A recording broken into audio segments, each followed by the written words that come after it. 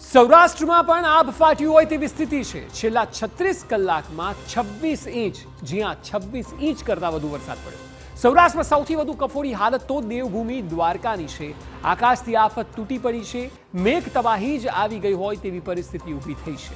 મુશળધાર કહેરને કારણે મહાવિનાશ સર્જાયું છે। ત્યારે TV9ની ટીમ એક એવા ગામમાં પહોંચી કે જ્યાં ચારે તરફ માત્ર ને માત્ર પાણી હતું। ત્યારે જુઓ જળ તાંડવથી કેવી મહા આફત ઊભી થઈ છે।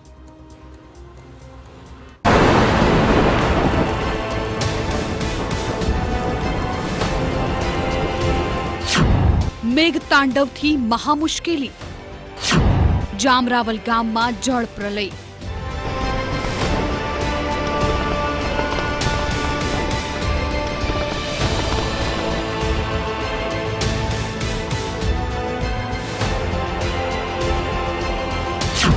આફતના પાણીથી ત્રાહિમામ। TV9નો સુપર એક્સક્લુઝિવ અહેવાલ।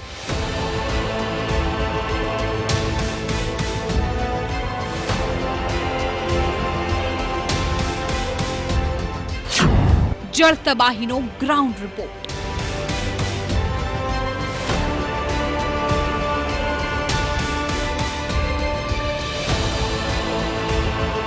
દેવભૂમિ દ્વારકામાં વરસાદે કેવો કહેર મચાવ્યો તે આ દ્રશ્યોથી સ્પષ્ટ થઈ રહ્યું છે।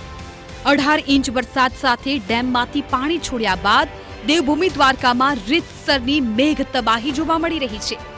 ત્યારે TV9ની ટીમ કલ્યાણપુરના જામરાવલ ગામમાં પહોંચી, જ્યાં જળ પ્રલયના દ્રશ્યો સામે આવ્યા।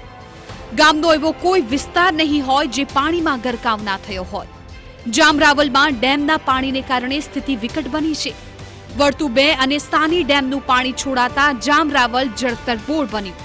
વર્તુ 2 ડેમના 20 દરવાજા 5 ફૂટ સુધી ખોલાતા જળબંબાકારની સ્થિતિ ઊભી થઈ। જામરાવલ ગામની આ પરિસ્થિતિ આપ જુઓ, આખું એ ગામ જળમગ્ન છે, કારણ કે દર વર્ષે આ પ્રકારની પરિસ્થિતિ સર્જાતી હોય છે। પરંતુ આ વખતે વર્તુ 2 ડેમના 20 દરવાજા 6 ફૂટ સુધી ખોલી દેવાયા તો વર્તુ 1 ડેમનું પાણી અને સાની ડેમનું પાણી અહીં પહોંચી ચૂક્યું છે। અને જુઓ, ગામ આખું એ જળમગ્ન થઈ ચૂક્યું છે। અહીં પરિસ્થિતિ એવી છે કે ગઈકાલથી અહીં વીજળી ગુલ છે અને તમામ વિસ્તારોની અંદર જળબંબાકારની પરિસ્થિતિ છે। મારી પાછળ જે આપને દ્રશ્યો બતાવવા જઈ રહ્યો છું એ તમામ દ્રશ્યોમાં આપ જોશો ચૌહાણફળી વિસ્તાર છે કે જ્યાં ઘરની અંદર 5-5 ફૂટ પાણી ભરાયેલા છે અને લોકો એ જ પરિસ્થિતિમાં જીવવા માટે મજબૂર બની ચૂક્યા છે। અને આ આખો બસ સ્ટેન્ડનો મુખ્ય વિસ્તાર છે કે જ્યાં આ પ્રકારે જળબંબાકારની પરિસ્થિતિ છે। અહીંના જે સ્થાનિક યુવાનો છે તેમના કહેવા પ્રમાણે દર વર્ષે આ પ્રકારની પરિસ્થિતિ સર્જાય છે અને આ પરિસ્થિતિમાં જીવવા માટે તેઓ મજબૂર થઈ ચૂક્યા છે અને આવી પરિસ્થિતિના તેઓ આદી બની ચૂક્યા છે। કેટલાક યુવાનો આપણી સાથે જોડાયા છે। આપના ગામમાં આ પ્રકારની પરિસ્થિતિ કેટલા વર્ષોથી છે? આજે વર્ષોથી 20-25 વર્ષથી આવી જ પોઝિશન છે। મારો જન્મ થયો ત્યારથી આવીને આવી પોઝિશન છે। આ વખતે જે વરસાદ વરસ્યો અને તેને કારણે કયા કયા વિસ્તારોમાં સૌથી વધારે પાણી ભરાયા છે? લગભગ 75% રાવલની અંદર પાણી હતું। ખાલી પેટ્રોલ પંપ વિસ્તારમાં જ નહોતું, બાકી લગભગ બધા વિસ્તારમાં પાણી હતું। જુઓ ગામ રસ્તાઓ, એવું લાગી રહ્યું છે કે ગામના આ રસ્તાઓ નહીં પરંતુ ગામમાંથી નદી વહી રહી છે। સ્થિતિ ખૂબ જ કફોડી છે। સંપૂર્ણ ગામ પાણીમાં ડૂબી ગયું છે। ગામના લોકો આ પાણીથી મોટી મુશ્કેલીમાં મુકાયા છે, છતાં તંત્રના લોકો ગામના લોકોની મદદે નથી આવ્યા। TV9ની ટીમ આ ગામમાં પહોંચી ગઈ, જો કે તંત્રના લોકો હજુ સુધી ગામમાં ફરક્યા પણ નથી। છેલ્લા 2 દિવસથી જામરાવલ ગામમાં અંધારપટ છે। ધસમસતો પાણીનો પ્રવાહ છે કે જેમાં સામાન્ય રીતે ચાલવું પણ રાહદારીઓ માટે અત્યંત મુશ્કેલ છે। આ એવું તેજ વહેણ છે કે જેમાં ન માત્ર પાણી વહી રહ્યા છે પરંતુ અહીંની તમામની જે વિકાસના દાવા છે તે પણ આ પાણી સાથે જાણે વહી જ રહ્યા હોય તેવું આ જામરાવલ ગામની અંદર સ્પષ્ટપણે લાગી રહ્યું છે। વર્તુ 2 ડેમના 20 જેટલા દરવાજા ખોલી દેવાયા તો આ ગામની આ પરિસ્થિતિ આજની નથી। 25-25 વર્ષથી અહીંના યુવાનો અને વૃદ્ધો પણ કહી રહ્યા છે કે આ જ પરિસ્થિતિ દર વર્ષે જોવા મળી રહી છે અને આ આખા ગામની અંદર આ પાણી જ્યારે ફરી વળે છે ત્યારે તેમનું જનજીવન દોહલ્યું બની જાય છે। અમુક વિસ્તારોમાં તો ઘરની અંદર 5-5, 7-7 ફૂટ સુધીના પાણી છે।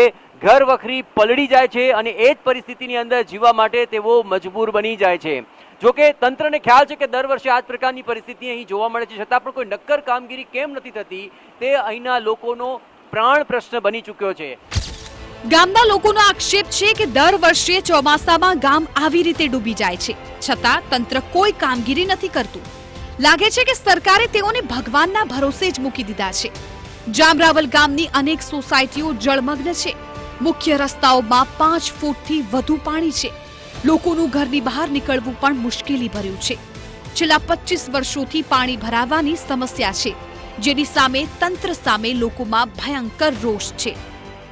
જામરાવલ ગામની અંદર અત્યારે જળબંબાકારની પરિસ્થિતિ છે અને ધસમસતા પાણીના પ્રવાહ વચ્ચે જીવવા માટે આ લોકો હવે આદતી બની ચૂક્યા છે, કારણ કે તંત્ર કોઈ કામગીરી નથી કરતું અને દર વર્ષે તેમને આ જ પરિસ્થિતિનો સામનો કરવો પડે છે.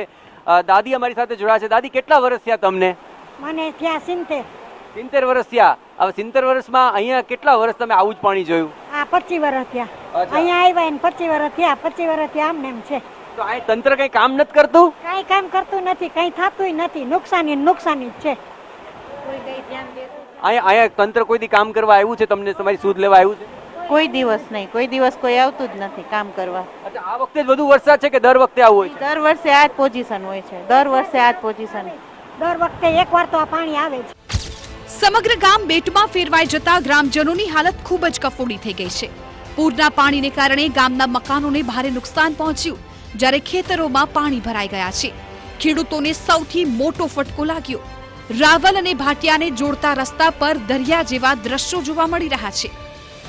જામરાવલ અને ભાટિયા ગામને જોડતો આ માર્ગ પાણીની અંદર ગરકાવ થઈ ચૂક્યો છે. અવર જવર બંધ છે અને તમે જે બાજુમાં દ્રશ્યો જોઈ રહ્યા છો એ કોઈ નદીના નહીં પરંતુ ખેતરના દ્રશ્યો છે કે જે ખેતરોની અંદર પાણી ભરાઈ ચૂક્યા છે. મગફળી અને કપાસનો મુખ્ય અહીં પાક લવાતો હોય છે અને છેલ્લા 2 મહિનાથી અહીં મગફળીનો પાક ઊભો હતો, પરંતુ આ ધસમસતા પાણીના પ્રવાહની અંદર આખોય પાક ધોવાઈ ચૂક્યો છે અને ખેડૂતોને લાખોનું નુકસાન થયું છે. અને મારી ડાબી તરફના જે આપ દ્રશ્યો આપને હું બતાવવાની કોશિશ કરીશ, ત્યાં જુઓ, ખેતરની અંદર પાણી ભરાઈ ચૂક્યા છે. સાની નદીનું પાણી અહીં ફરી વળ્યું છે અને આ ઝૂંપડું જે છે તે આખું પાણીની અંદર ગરકાવ થઈ ચૂક્યું છે.